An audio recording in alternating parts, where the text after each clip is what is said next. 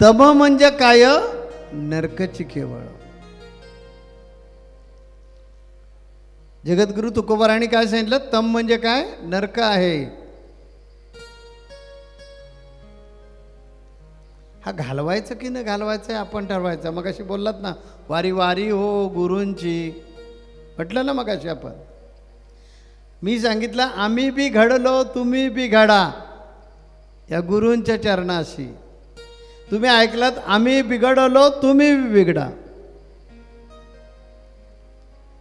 काय हरकत नाही.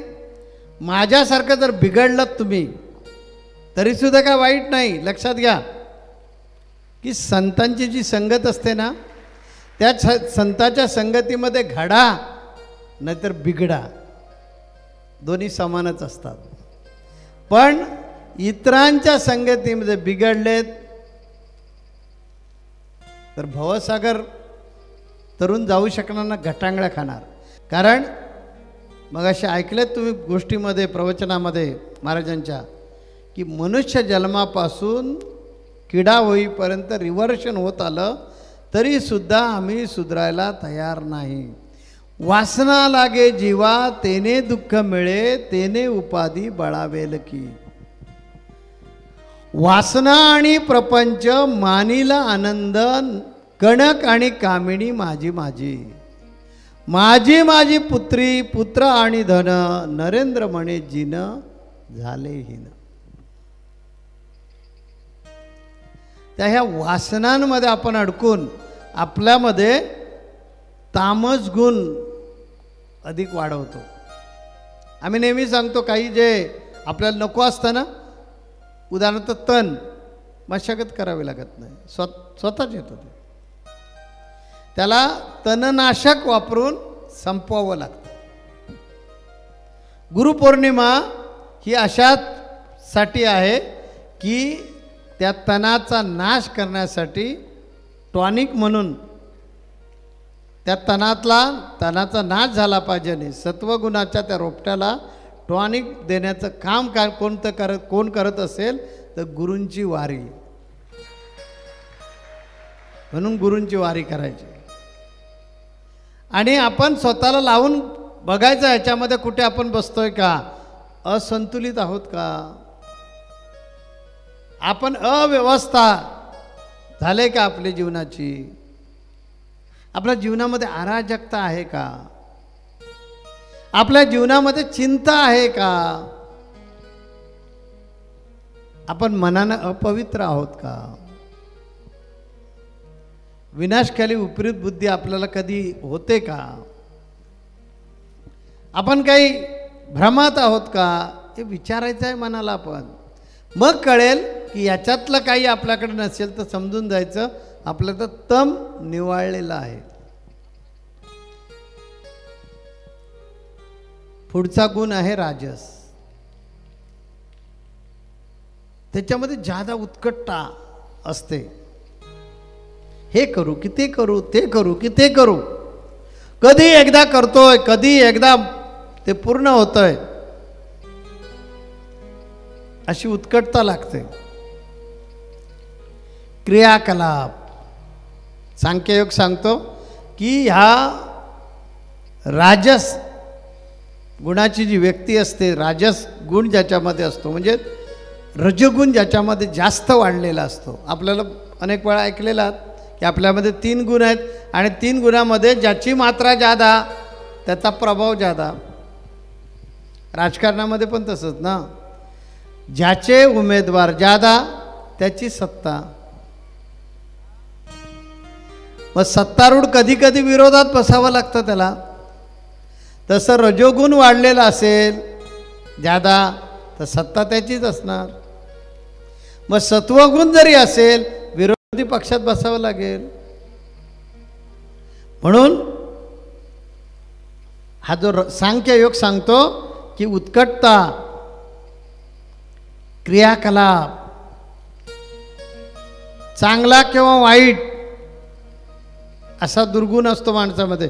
कधी कधी चांगला कधी कधी वाईट. कधी कधी वाटतं किती चांगला माणूस आहे पण क्षणार्धामध्ये काय वाईट गुण घेईल हे सांगता येत नाही, तो रजोगुणी. सोपं करून सांगतो थोडं. काही वेळ एकटाच नाही मला पाहिजे कोणी, मी म्हणतोय तेच बरोबर असा. कधी कधी आत्मकेंद्रित मी आणि माझं जग, मला बाकी काहीही नको, मला कुणाचं घेणं देणं काहीच नाही. कधी कधी अहंकारी, सुईच्या टोकावर राहील एवढं सुद्धा देणार नाही. तुझी शिष्टाई बिष्टाई बाजूला हो, चल 5 गाव सांगायला आलाय. कळतंय का मी काय बोलतोय ते? भगवान कृष्ण दुर्योधनाकडे शिष्टाईसाठी गेले, त्यांना राज्य नका देऊ, 5 गाव तरी द्या. छट, 5 गाव बिव काय नाही.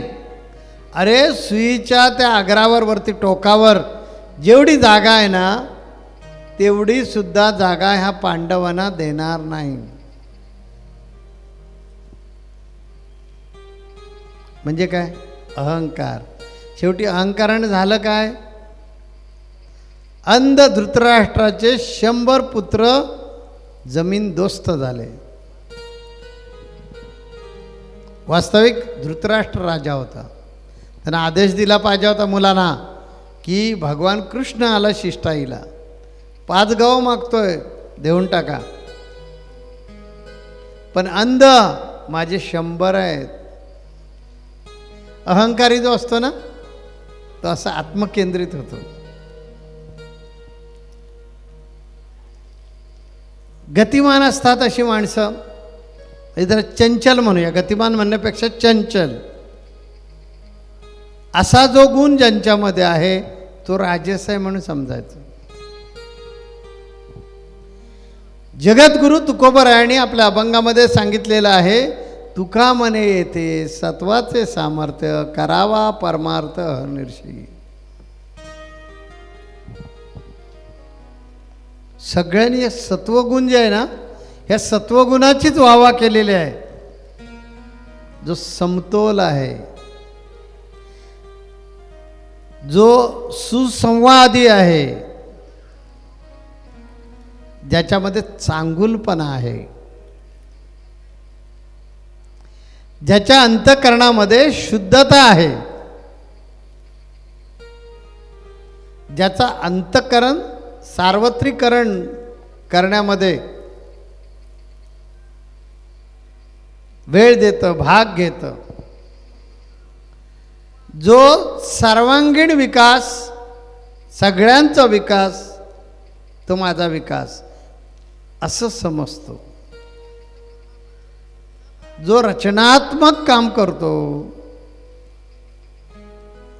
जो सृजनशील आहे, ज्याच्यामध्ये सकारात्मकता आहे, जो तेजस्वी आहे, जो शांत आहे, तो सत्वगुणी. यातली बरीचशी लक्षणं आपल्याला लागू पडत नाहीत. का लागू पडत नाहीत? त्याच्यासाठीच दृष्टांत देतो. वास्तविक हा सत्वगुण आपल्यामध्ये आहे, तरी सुद्धा यातली बरीचशी लक्षणं आपण स्वतःला जर तपासून पाहिलं तर लागू पडत नाहीत. म्हणून वारंवार सांगावं लागतं संतांना, माणसानं माणसाबरोबर माणसासारखं वागलं पाहिजे. त्याचंच नाव आहे माणुसकी धर्म. दिसायला माणूस, पण रजोगुणामुळे तमोगुणामुळे तो हिंस्रच आहे, पशुच आहे. जन्म फक्त पूर्वजन्मीच्या सुकृतामुळे मनुष्य मिळालाय, बाकी काही फरक नाही आहे. आपल्या जीवनामध्ये आमूलाग्र बदल घडवणारा या अनभिक्षित सम्राटाच्या चरणी आपला भाव अर्पण करण्यासाठी गुरुपौर्णिमेला यायचं असतं. कारण तेच आपल्या जीवनामध्ये आमूलाग्र बदल करू शकतात. टाइम्स डिजिटलला लाईक करा, सबस्क्राईब करा, शेअर करा आणि बेल आयकॉन दाबायला विसरू नका. Times digital.